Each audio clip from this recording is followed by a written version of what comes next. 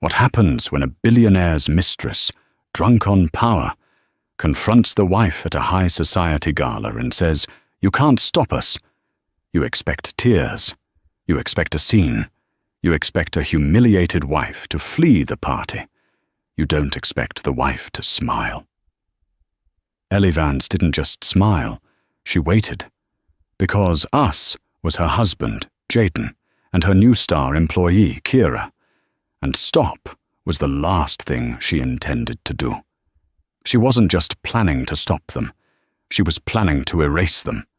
This is the story of how one woman reminded all of New York who really built the empire. The penthouse on Fifth Avenue wasn't a home, it was a statement. It was 3 floors of polished marble, glass, and air overlooking Central Park. Its walls were adorned not with family photos, but with a rotating collection of masters, a Rothko here, a de Kooning there. This was the world Ellie Vance had curated, or at least the world she was credited with curating. To the public, Ellie Vance was the perfect billionaire's wife.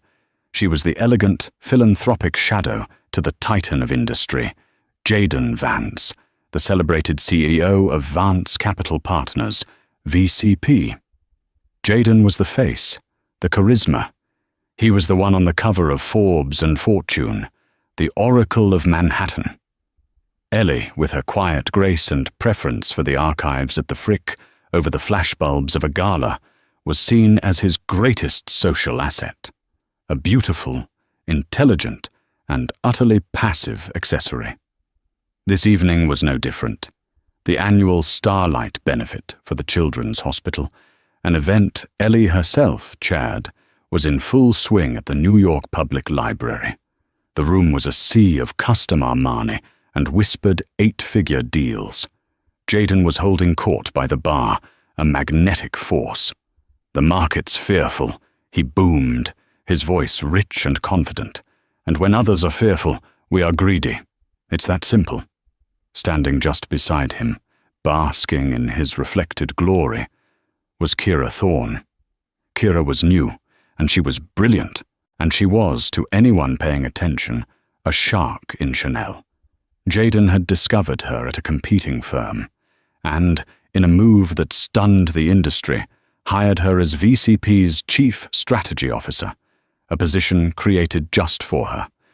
She was 28, with razor-sharp cheekbones and an ambition that vibrated off her like heat. Ellie watched them from across the room, idly adjusting the clasp on her diamond bracelet.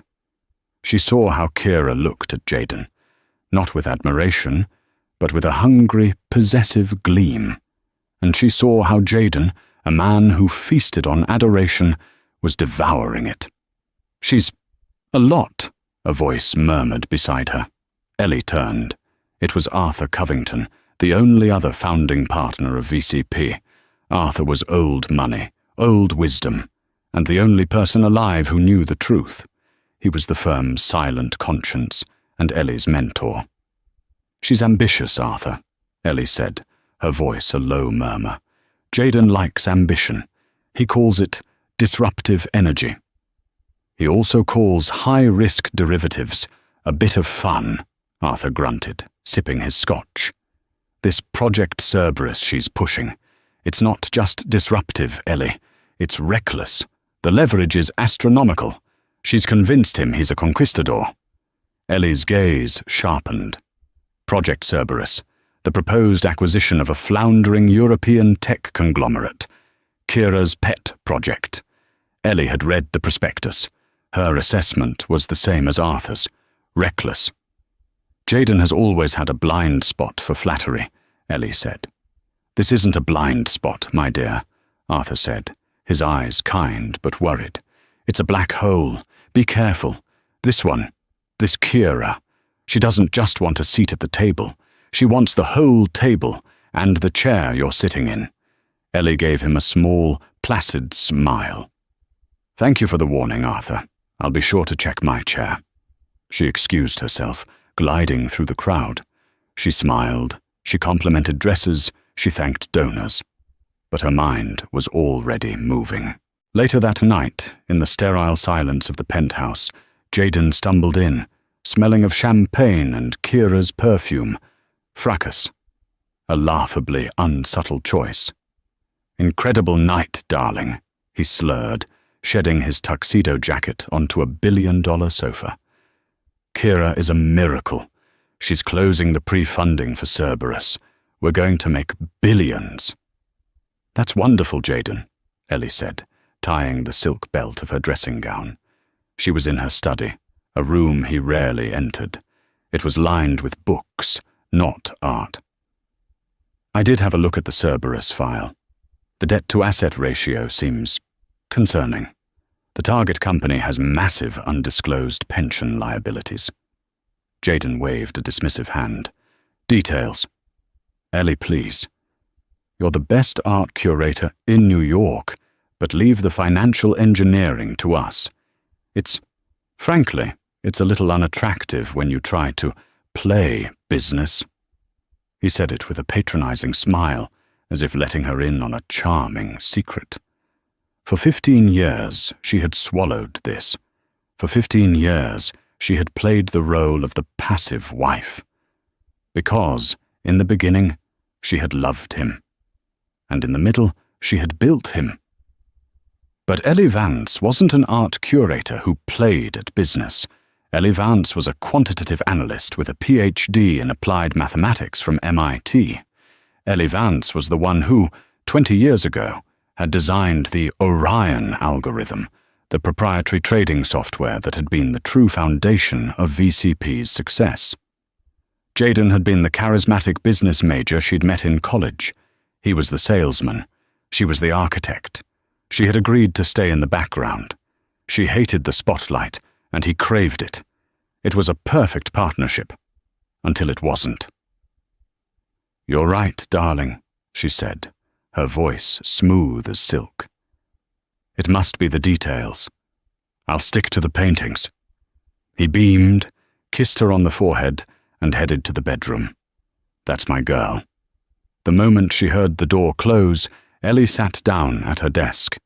She didn't open a laptop. She unlocked a drawer and pulled out a simple, matte black terminal. No branding. No logo. She powered it on. The screen flickered to life with a simple, green text command prompt. She logged in. Her username wasn't Evance. It was Architect. She bypassed the main VCP servers, navigating through the back-end infrastructure she had built. She had ghost access to every file, every email, every keystroke within the VCP network. Jaden, in his arrogance, had forgotten who held the master keys.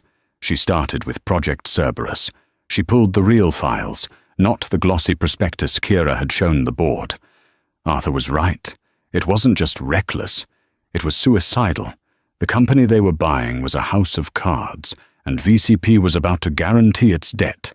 It would cripple them. Why? It didn't make sense. Kira was brilliant. She wouldn't make this mistake. This wasn't a mistake. It was a plan. Ellie's fingers flew across the keyboard. She pulled Jaden's corporate expense reports. Dinner at Per Se, $2,000. Cocktails at Bemelman's, $800. A hotel suite at the Carlyle. Ellie froze. Jaden always stayed at the Plaza. He hated the Carlyle. She cross-referenced the date with Kira's calendar. JV strategy meeting. It was a classic, pathetic cliché. But the affair wasn't what made Ellie's blood run cold. She didn't care about the infidelity. That was a dull, predictable human failing. This was something else. She began to dig into Kira Thorne.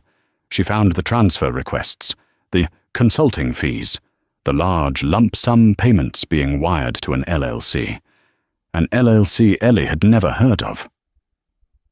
Thorne Strategy and Acquisitions, LLC, registered in Delaware. Ellie pulled the incorporation documents. The sole signatory, Kira Thorne. And the funding source, a series of wire transfers from a holding company in the Cayman Islands. A holding company that Ellie recognized. It was a parking account for Jaden's personal bonuses. He wasn't just sleeping with her. He was paying her. Millions. Why? Ellie kept digging. And then she found it. The other plan. Project Cerberus wasn't designed to make VCP money. It was designed to fail. The plan was simple, brutal, and devastating. Kira and Jaden would use VCP's capital to buy the toxic Cerberus assets. The acquisition would fail catastrophically within 6 months, triggering the debt covenants. VCP would default. The stock would plummet to zero. The board would be wiped out. And then, Kira Thorne, using the millions Jaden had funneled to her and backed by a mystery partner Ellie couldn't yet identify, would step in. She would use Thorne strategy and acquisitions to buy VCP's entire portfolio, including the Orion algorithm, from the bankruptcy court for pennies on the dollar. It wasn't an acquisition. It was a hostile takeover, a corporate assassination, and Jaden was in on it. He was going to burn his own multi-billion-dollar empire to the ground, just to get rid of his partners, get rid of his board, and Ellie realized, get rid of her. Ellie sat back, the glow of the green screen illuminating her face.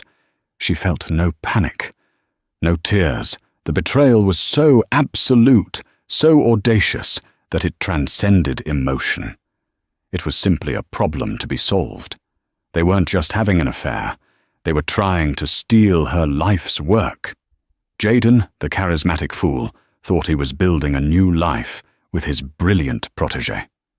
Kira, the ambitious shark, thought she was outsmarting everyone. Ellie Vance, the architect, looked at the blueprint of their treason, and she began to draw up a new one. The next 2 weeks were a masterclass in duality. By day, Ellie Vance was the picture of serene domesticity. She finalized the seating chart for a dinner with the French ambassador. She acquired a rare Manet for the new wing of the Met. She sat with Jaden on their terrace, listening to him gush about Kira's vision. "She's just fearless, Ellie," he'd say, swirling a glass of wine. "She reminds me of me in the old days." "She sounds remarkable, darling," Ellie would reply, her eyes never leaving his. "You must be so proud to have mentored her." I am, he'd beam, puffing up with a pride that was both pathetic and suicidal. By night, Ellie was a ghost in the machine. Her command center, her study, became a war room. She slept 2 hours at a time, subsisting on black coffee and a cold, clarifying rage. She wasn't just auditing. She was building a fortress. First, she contacted Brenda Davies. Brenda was known on Wall Street as the Shark, a forensic accountant so ruthless she could find a single fraudulent penny in the Vatican's budget. "Brenda, it's Ellie Vance," she said, on a secure line at 3 a.m. "Mrs. Vance?" Brenda's voice was gravel. "This is a surprise. I thought you only handled the pretty side of the money. I need you to look at an LLC, Thorne Strategy and Acquisitions. I need to know who Kira Thorne's other partners are, the ones who aren't my husband." "That'll be expensive," Brenda said. "Find it," Ellie replied. "And expensive won't be a word you ever need to use again." Second, she called Arthur Covington. "Arthur," she said, meeting him at a secluded bench in Central Park, far from any listening devices. "They're not just being reckless. It's a coup." She laid out the entire plan, the Cerberus acquisition, the planned bankruptcy, the shell company.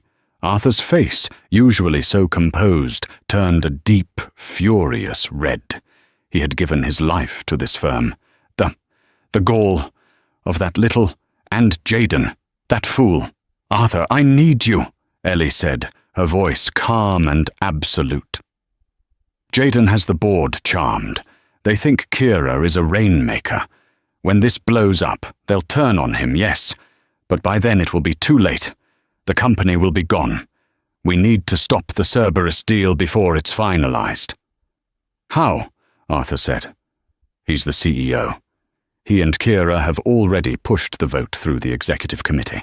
The board is just a rubber stamp at this point. There is a way, Ellie said, her gaze steady. Do you remember the Patronus clause? Arthur's eyes widened. My God. Ellie, you wouldn't. That's a nuclear option. It was symbolic. It was never symbolic, Arthur, Ellie said. The Patronus clause was a dormant piece of code Ellie had embedded not in the company bylaws, but in the operating system of the Orion algorithm itself. It was a fail-safe she had created 20 years ago, a moral and fiduciary trigger. If the algorithm detected specific patterns of fraud, embezzlement, or gross negligence originating from the CEO's office, patterns she was now actively flagging, it would trigger two things. First, it would place a silent, system-wide freeze on all major capital outlay accounts. Second, it would automatically void the CEO's voting shares and transfer that voting power, temporarily, to the holder of the original seed capital certificate. Jaden Vance thought his father's money had started the firm. The truth, known only to Ellie and Arthur, was that Jaden's father had laughed him out of the room. The real seed money, $10 million, had come from Ellie. It was an inheritance from her grandmother, which she had funneled into the company through a blind trust, with Arthur as the proxy. The Patronus clause gave Ellie Vance, the silent wife, the power to seize control of the entire company with a single keystroke. He's about to sign the final papers for the Cerberus deal, Ellie said. The signing is at the Hamptons Gala, this Saturday. He's planning to announce it as his new legacy. What do you need me to do? Arthur asked, his voice now firm. I need you to be there, and I need you to call an emergency board meeting. Not Saturday. Sunday, 9 a.m., at the main office. No exceptions. He'll never agree to it, Arthur said. He won't have a choice, Ellie replied. The following Saturday was the annual summer soiree at their Bridgehampton estate. It was the event of the Hamptons season. Jaden was in his element, tanned and triumphant. Kira Thorne was at his side, wearing a blinding yellow dress that left nothing to the imagination. She was no longer a protégée. She was a queen holding court, and this was her coronation. Ellie, in a classic, understated navy blue gown, watched them. She had received a text from Brenda Davies an hour before. Got him. The mystery partner. It's not a who, it's a what. A rival fund. Apex Holdings, run by Marcus Blackwood, Jaden's old college rival. Kira cut a deal to sell Apex the algorithm after the bankruptcy. Jaden isn't her partner. He's her mark. She's playing him, too. Full dossier attached. Ellie felt a flicker of something. Not pity. Just a profound disappointment. Jaden wasn't even a good villain. He was just a fool being played by a better shark. At 10 p.m., Jaden and Kira, along with the Cerberus legal team, stepped into the library to sign the final documents, the deal that would ruin VCP and make them, they believed, the new gods of Wall Street. Ellie remained on the lawn, chatting with the senator. Her assistant, Maria, a quiet, fiercely loyal woman whom Kira had bullied relentlessly for weeks, approached her. Madam Vance, Maria whispered. They're in the library. The signing is happening. Thank you, Maria, Ellie said. Would you please ask Arthur Covington to join me on the West Terrace? A moment later, Arthur was by her side. It's time? Ellie nodded. She looked out at the ocean, glittering under the full moon. Jaden always loved fireworks. She took out her phone. It was not her public iPhone. It was the same black, unmarked device from her study. She opened a simple app. A single button glowed on the screen, labeled Execute Patronus. She pressed it. In the library, 5 miles away from the nearest VCP terminal, Jaden Vance put his $10,000 pen to the paper. He signed his name with a flourish. "Congratulations, Mr. Vance," the lawyer said, extending a hand. "Call me Jaden." Jaden grinned, grabbing a glass of champagne and handing one to Kira. "To the new VCP." "To us," Kira said, her eyes glittering. Jaden's phone buzzed, and Kira's, and the lawyer's. Simultaneously, at the main VCP office in Manhattan, a dozen red lights began flashing on the compliance servers. Jaden looked at his phone. It was a text from the VCP bank. "Funding transfer for Project Cerberus. Failed. Account frozen. Compliance trigger." "What the hell?" Jaden muttered. Kira's face went white. She was looking at an email. From VCP Legal, Automated. Subject: Emergency compliance hold. All executive accounts. "Jaden," she said, her voice suddenly tight. "What is this? What's going on?" It's a mistake," Jaden stammered, frantically dialing his CFO. "A technical glitch." But the CFO's line went straight to a new, automated message. "All VCP systems are currently under an emergency compliance audit. All executive access is temporarily suspended. This message is by order of the Board of Directors." "The board?" Jaden was shouting now. "I am the board!" His call was interrupted by an incoming one. It was Arthur Covington. "Arthur, what in God's name is going on? My accounts are frozen." "Jaden," Arthur's voice was cold steel. "An emergency meeting of the Board of Directors has been called. Tomorrow morning, 9 a.m., VCP headquarters. Attendance is mandatory." "I'm not coming. I'm in the Hamptons. You can't—" "Attendance is mandatory, Jaden," Arthur repeated, "or you will be removed in absentia. You and your associate, Miss Thorne." The line went dead. Jaden and Kira stared at each other, the champagne glasses forgotten. The triumph had vanished, replaced by a cold, creeping dread. The half-signed papers sat on the mahogany desk, suddenly looking like a death warrant. "What did you do?" Kira hissed at him, her eyes feral. "Did you get sloppy?" "I did nothing," he yelled. It must be Ellie, that bitch." "Ellie?" Kira let out a sharp, hysterical laugh. "Your mousy little wife? The one who picks out paintings? What could she do?" The library doors opened.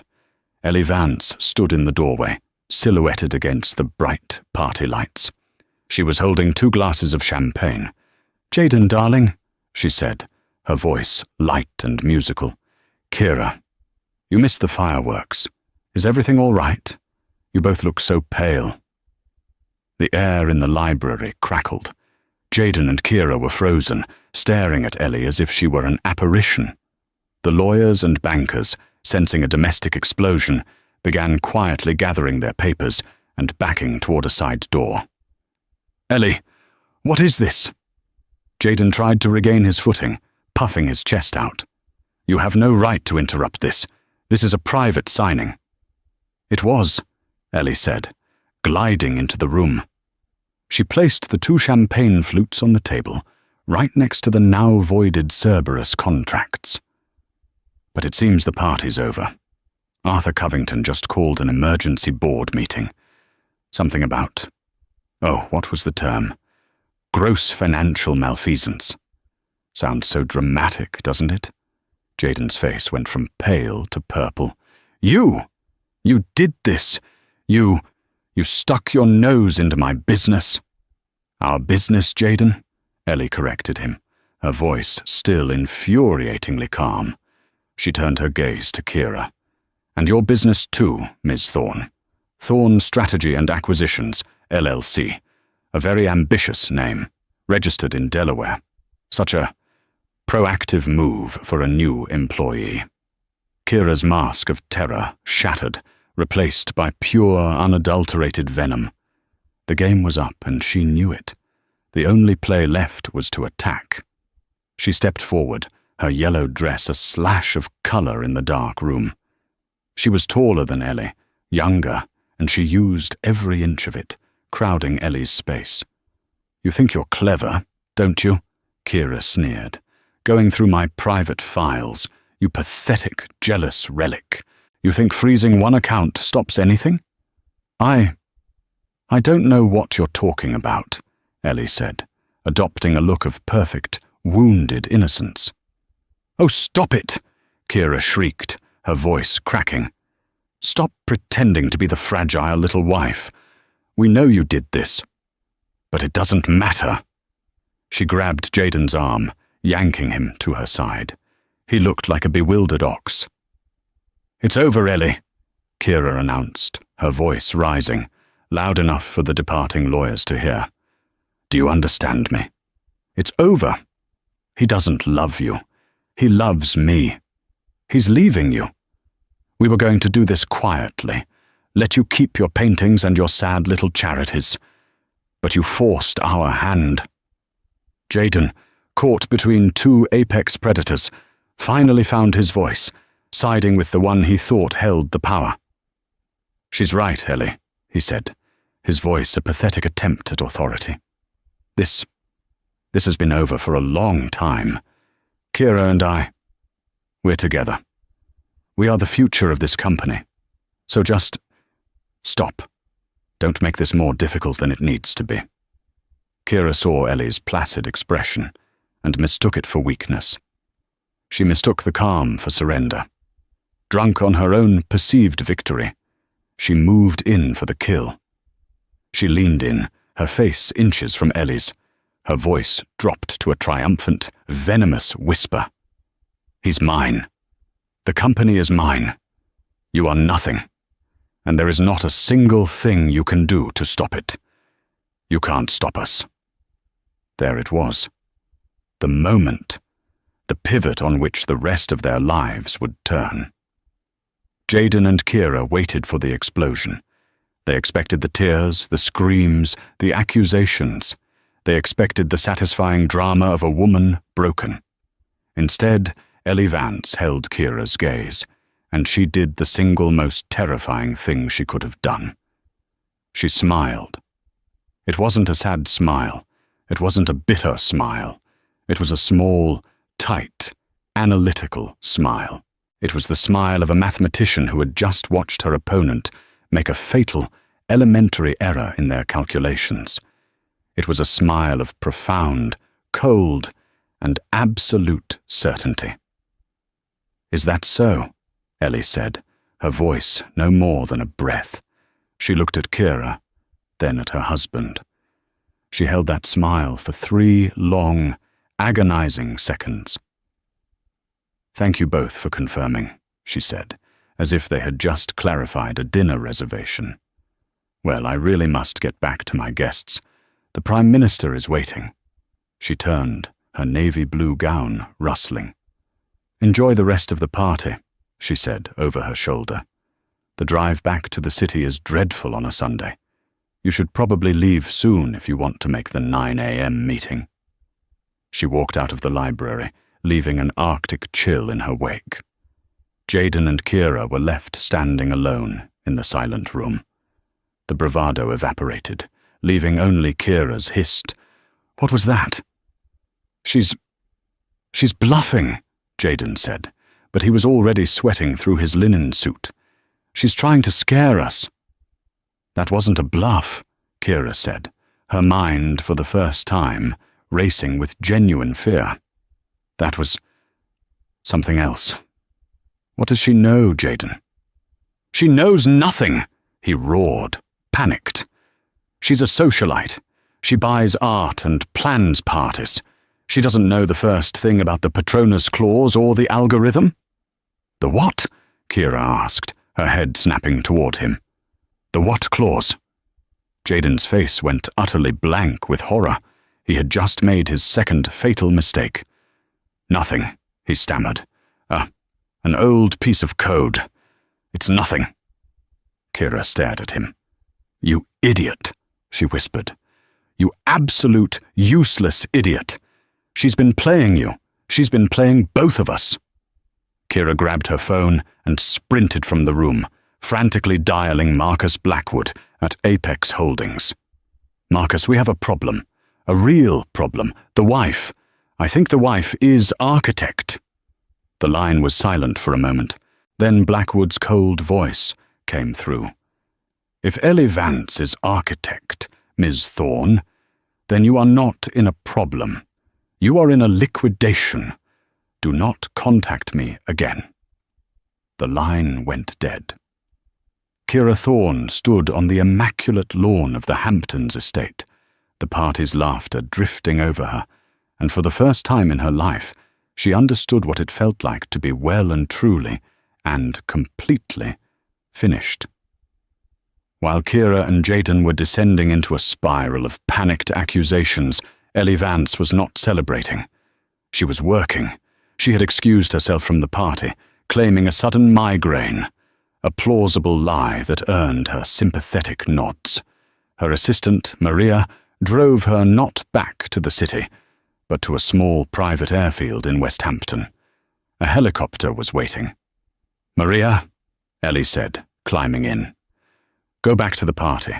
Pack up the guest rooms, all of Mr. Vance's personal belongings. Send them to his new office, the one Kira leased for Thorne Strategies on Water Street. He'll need a change of clothes." "Yes, Madam Vance," Maria said, her face grimly satisfied. "And Maria, you're no longer my assistant." Maria's face fell. "You're my new chief of staff. I'll need you at the office at 7 a.m. A slow, bright dawn of a smile spread across Maria's face. "I'll be there at 6. Ellie was back in her penthouse study by 1:30 a.m. The city was quiet. She was joined as planned by 2 people, Arthur Covington, looking rumpled but resolute, and Brenda the Shark Davies, the forensic accountant, who looked like she had just been mainlining espresso and righteous fury. She was carrying a stack of binders 3 feet thick. "Good evening, Ellie," Brenda said, dropping the binders on the desk with a thud that shook the room. "Or good morning. You, my dear, have been married to the stupidest criminal in New York history." "Jaden isn't a criminal, Brenda," Ellie said, pouring coffee. "He's a narcissist. Kira is the criminal." 6 of 1, Brenda grunted, opening the first binder. "Here's the fun part. Your husband wasn't just sleeping with Ms. Thorne, and he wasn't just paying Ms. Thorne. He was being blackmailed by Ms. Thorne." Ellie paused, the coffee pot in her hand. "What?" "Oh yeah," Brenda said, tapping a document. "Kira didn't just stumble onto this Project Cerberus deal. She's been working with Marcus Blackwood at Apex for 6 months before she ever even met Jaden. She was a Trojan horse. She targeted him, got him into let's call it a very compromising position in a hotel in Geneva. Photos, videos, the whole 9 yards. Ellie closed her eyes. It was even uglier than she'd imagined. "So Kira blackmailed him into hiring her?" Arthur asked, disgusted. "Not at first," Brenda said. "At first it was just a classic honey trap. She had him. Then she pitched him the Cerberus deal. Jaden, darling, we can have it all. We can burn this company, take the algorithm and build our own new empire. We'll be gods." He, being an idiot in love, agreed. He thought it was his idea. "He was co-conspirator," Ellie said, processing.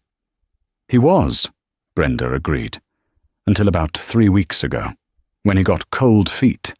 He realized that burning the company meant facing the SEC. He tried to back out, and that's when Kira showed him the Geneva photos. She switched from partner to blackmailer. She forced him to go through with the signing tonight. He was trapped. He was going to lose his company, his wife, and his reputation either way. This way, he thought he might at least end up with the girl. And she, Ellie finished, was planning to take the algorithm, feed him to the SEC, and run straight to Marcus Blackwood. A perfect triple cross, Brenda grinned. She's a hell of a player. I almost respect her. So the Patronus clause. It wasn't just for his affair or the financial malfeasance, Arthur said, looking at Ellie. It was for the blackmail, the coercion. The clause was for any threat to the integrity of my algorithm, Ellie said coldly. He became a threat. She is a threat. They are a cancer, and tomorrow we cut them out. It's all here, Ellie, Brenda said, tapping the binders. Wire transfers, the blackmail files which I recovered from Kira's deleted cloud storage, the contracts with Apex Holdings, the real Cerberus financials, which show she wasn't just buying a failing company, she was personally shorting its stock before she even pitched the deal. A clear case of market manipulation. She's not just facing termination, she's facing 20 years in federal prison. And Jayden? Ellie asked. Jayden is the world's most pathetic victim, Brenda sighed. He's guilty of conspiracy to commit fraud, yes. But a good lawyer will paint him as Kira's dupe. He'll be ruined. He'll lose his license. He'll be a pariah. But he'll probably stay out of jail. Ellie was silent for a full minute. She looked at the evidence, the ugly, sordid, pathetic story of her husband's downfall. All right, she said. Her voice was final. Brenda, you've done a masterful job. Have these binders copied. One for every member of the board, one for the SEC, and one for the U.S. Attorney's Office for the Southern District of New York. With pleasure, Brenda smiled. Arthur, Ellie turned to her mentor. You know the board. General Harrison will be angry about the dishonor. The Duchess will be furious about the risk. They will all be terrified of a scandal. They'll want to bury it, Ellie, Arthur warned.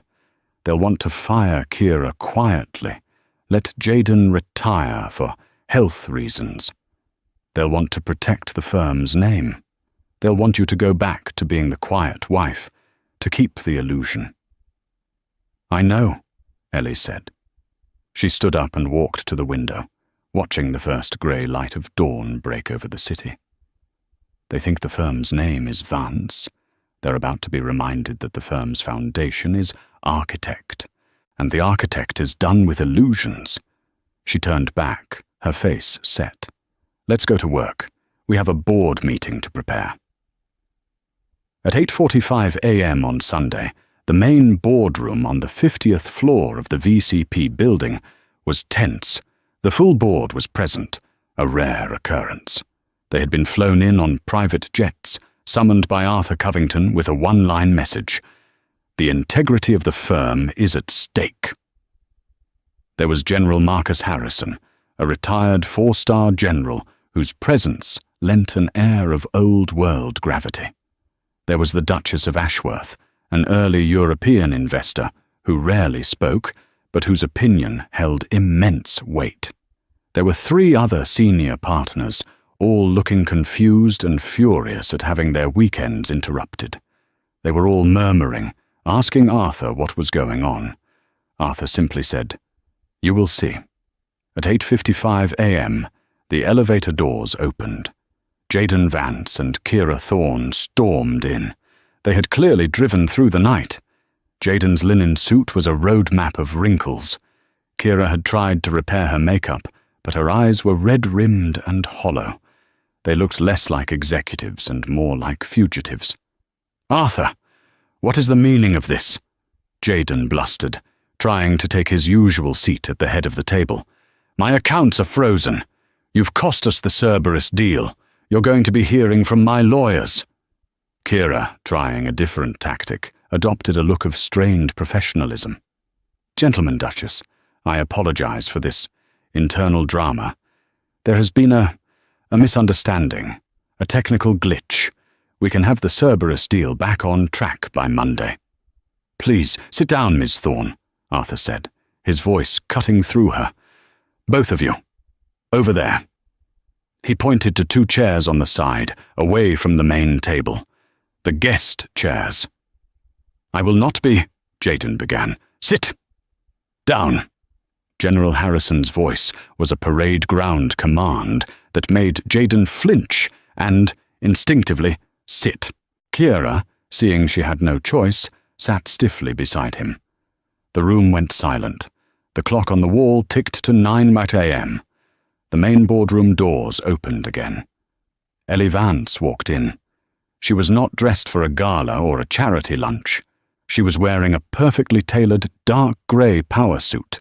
Her hair was pulled back in a severe, elegant chignon. She was flanked by Brenda Davies, who was pushing a trolley loaded with binders, and two men in dark suits whom the board did not recognize, the firm's external legal counsel. "Ellie." The Duchess's voice was sharp. "What is this? Has something happened to Jayden?" Jayden shot up. "She's behind this. This is a domestic dispute. She's hysterical. She has no right to be here." "On the contrary, Mr. Vance," the lead lawyer, a man named Peter Finch, said. "She is the only reason you are not already in federal custody." Ellie walked to the head of the table, to Jayden's chair, and remained standing. She did not look at her husband. She addressed the board. "Good morning, ladies and gentlemen. I apologize for the abrupt summons. My name is Ellie Vance. For 20 years you have known me as Jayden's wife, but today I am here as architect." A collective, sharp intake of breath. The Duchess and General Harrison stared at her. They knew the legend of architect, the anonymous quant genius who had founded the company, but they had all been led to believe it was a partner who had died years ago. "And," Ellie continued, her voice resonating with cold authority, "as of 10:05 p.m. last night, under the Patronus clause of the VCP Charter, I have assumed temporary, absolute control of this company." That's a lie," Jayden sputtered. "The Patronus clause is a myth." "It is very real, Mr. Vance," Peter Finch interjected, as his team began placing a thick binder in front of each board member. "It was triggered by a systemic pattern of conspiracy, fraud, and corporate malfeasance, originating from your office and that of Ms. Thorne." Kira Thorne spoke, her voice shaking but defiant. "You have no proof. This is slander. I will sue you. I will sue this entire board." "Proof?" Brenda Davies stepped forward, her voice dripping with scorn. "Page 1, Ms. Thorne. Your employment contract with Apex Holdings, signed 6 months ago. Page 10, the real financials for Cerberus. Page 12, your wire transfers to an offshore account, shorting Cerberus stock. Page 30, the full transcript of your blackmail threats against Mr. Vance, including audio files." Jayden went white. "And for the board," Brenda continued, "page 50, the full detailed plan to bankrupt this company, defraud its shareholders, and sell its primary asset, the Orion algorithm, to a competitor for a fraction of its value. All orchestrated by Miss Thorne, with Mr. Vance as her unwilling and, frankly, idiotic accomplice." The room was utterly silent. The board members stared, stunned, at the files. General Harrison, a man who had seen combat, looked physically ill. "Jayden," the Duchess whispered, her voice horrified. "Is this true?" Jayden couldn't speak. He just stared at Ellie, his expression a mask of disbelief and hatred. Ellie finally turned her gaze to him. It was not the gaze of a wife, it was the gaze of a CEO. "Jayden, for 20 years I gave you my work. I gave you my name.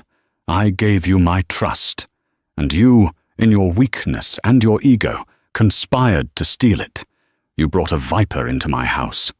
She then turned to Kira, who was trembling, her mask of defiance gone, replaced by the raw terror of a cornered animal. "And you, Ms. Thorne, you saw this firm, this man, this life, and you thought you could just take it. You thought I was a fragile painting on a wall. You mistook my silence for weakness. You mistook my grace for stupidity."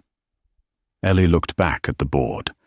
"The board has 2 options, a quiet retirement for Mr. Vance and a quiet termination for Miss Thorne, which will invite shareholder lawsuits, and an SEC investigation that will tear this firm apart. Or we can choose option 2. What is option 2? General Harrison asked, his voice grim. Ellie stood to her full height. Option 2. We excise the cancer. Completely. We restructure. We report this ourselves. We hand Kira Thorne and her conspiracy to the U.S. Attorney on a silver platter. We demonstrate our integrity. And I, she finished, take my rightful place as CEO of this company. A new silence, this one of calculation. The board looked from the damning files to Jaden's pathetic, broken form, to Kira's terrified one, and then to the poised, powerful woman at the head of the table. It wasn't a choice. It was a coronation. "A vote," Arthur Covington said, his voice booming. "All in favor of accepting the Patronus transition, of terminating Ms. Thorne for cause, and of installing Ellie Vance as the new Chief Executive Officer of Vance Capital Partners, effective immediately." Every hand went up. The vote was done. The shift in power was absolute. Jaden Vance was no longer a CEO. He was just a man in a rumpled suit, sitting in a guest chair. He seemed to shrink. "Ellie, please," he whispered, his voice hoarse. "Don't do this. Think of our life, our legacy. We built this together. You can't just take it." "I am not taking anything, Jaden," Ellie said, her voice devoid of all emotion. "I am reclaiming what was always mine. You were a steward, and you failed." Kira, however, was not done. Seeing her future in flames, prison, lawsuits, utter ruin, she snapped. The terror was replaced by a final, desperate, burning rage. She lunged to her feet, her chair clattering to the floor. You bitch!" she screamed, her voice echoing in the pristine, soundproofed room. "You think this is a victory? You'll be nothing. He made you. Without him, you're just a sad, empty woman in a penthouse. You'll run this company into the ground in 6 months." She jabbed a finger at Jaden. "And you weak, pathetic fool. I gave you a chance to be a king, and you let your wife put a leash on you." "Ms. Thorne," General Harrison said, his voice a low warning. "That is enough. It's not enough." Kira was hysterical now, tears of pure fury streaming down her face. "You can't do this. You can't just erase me. We were—" Ellie watched her. She let the tirade burn itself out. She let the room absorb the full, ugly spectacle of Kira's disintegration. When Kira was finally reduced to heaving, ragged sobs, Ellie walked calmly around the table until she was standing directly in front of them both. She looked at Kira. "You told me, in my own home, that I couldn't stop you." She then looked at her husband. "And you believed her." Ellie Claes Vance spread her hands in front of her. Her voice was quiet, but it carried to every corner of the room. It was not the voice of a wife or a victim. It was the voice of an executioner. "Jaden, you're fired. Kira, you're fired." She nodded to the doors. As if on cue, 2 uniformed security guards entered the room. They were not the regular VCP guards. They were from Ellie's own private detail. "Please escort Mr. Vance and Miss Thorne from the premises," Ellie ordered. "They are to take nothing but the clothes they are wearing. Their corporate accounts, their building access, their email. Everything has already been deactivated. They are no longer employees of this firm." "Ellie, no!" Jaden cried out as a guard took his arm. "You can't. This is my name on the wall."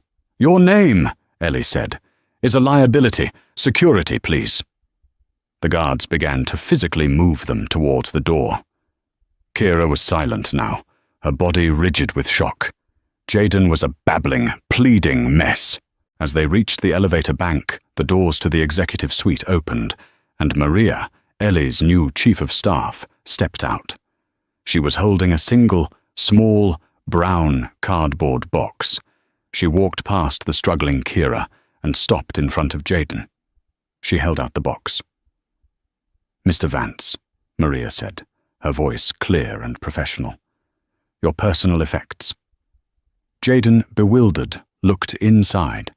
The box contained 3 items: a half-dead succulent that Kira had told Maria to throw out weeks ago, a small framed photo of Jaden and Ellie from their wedding, which he had replaced in his office with a magazine cover of himself, and a cheap, ceramic, world's best boss mug his first assistant had given him 20 years ago.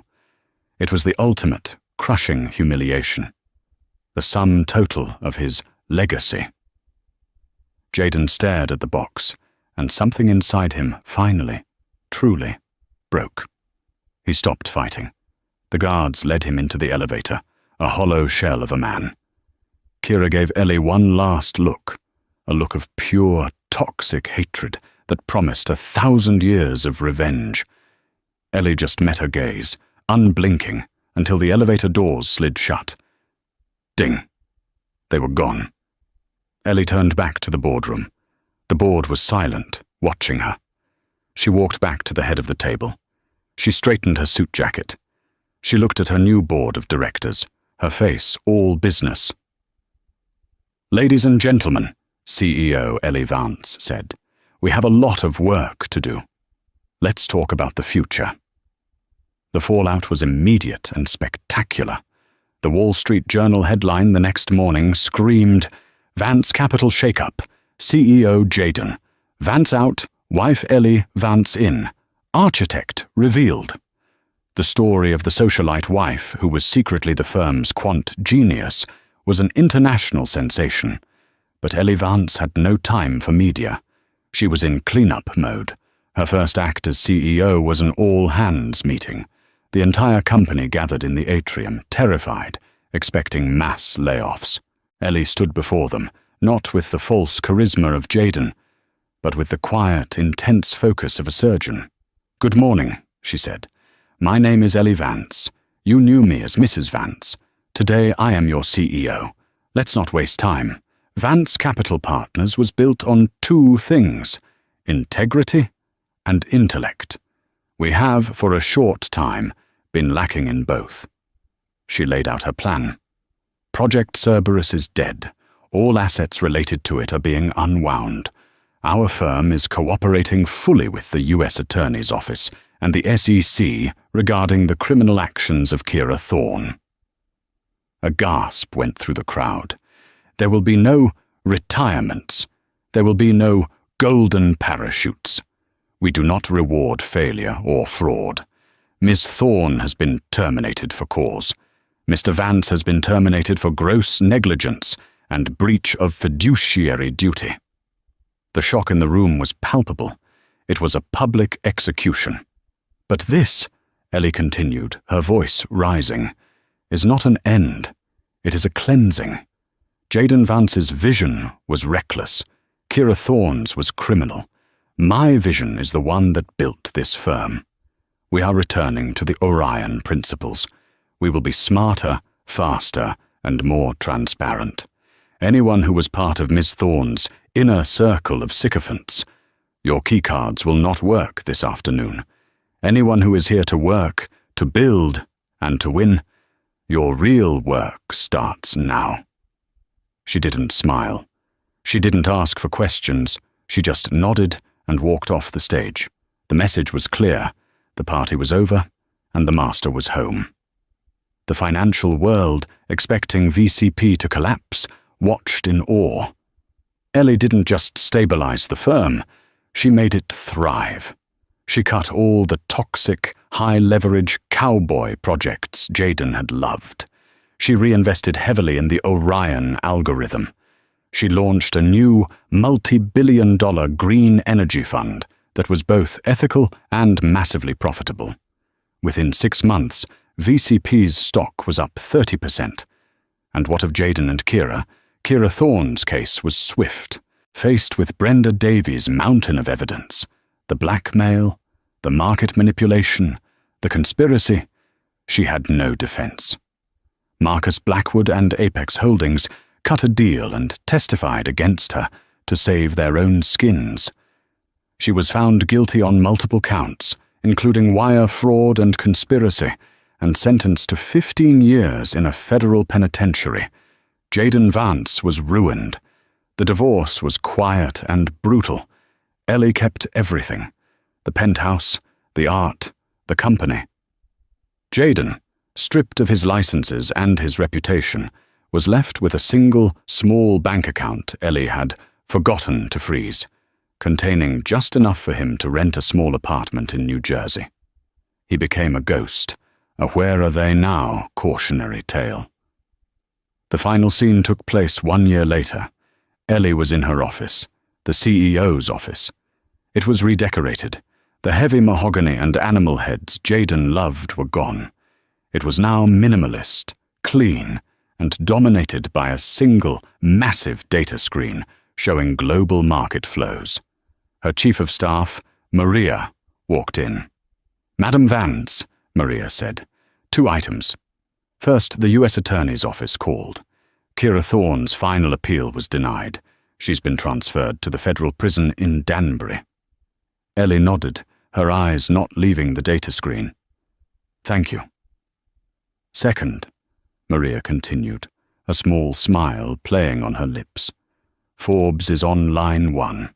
They have finalized their list for the world's most powerful women. You are on the cover. They need to schedule the photo shoot." Ellie finally looked up. She looked past Maria, out the window, at the New York skyline, a city of sharks and kings. She had been a wife, a shadow, and a ghost. Now she was the queen. She didn't smile. She just nodded, all business. "Tell Forbes I can give them 20 minutes on Tuesday. Now patch me through to the Tokyo Fund. I want to talk about our new acquisition." The empire was stable, stronger, and unequivocally, unassailably hers. The empire was hers. The power was hers.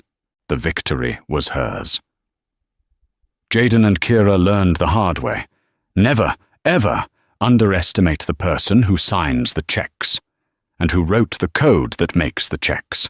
They thought they were taking over a company. They forgot they were just employees in Ellie's world. What did you think of Ellie's ultimate power move? What would you have done? Let me know in the comments below. If you love stories of justice and ultimate revenge, make sure you hit that like button, share this video with someone who needs to see it, and subscribe for more true life dramas every single week. Don't miss what's coming next.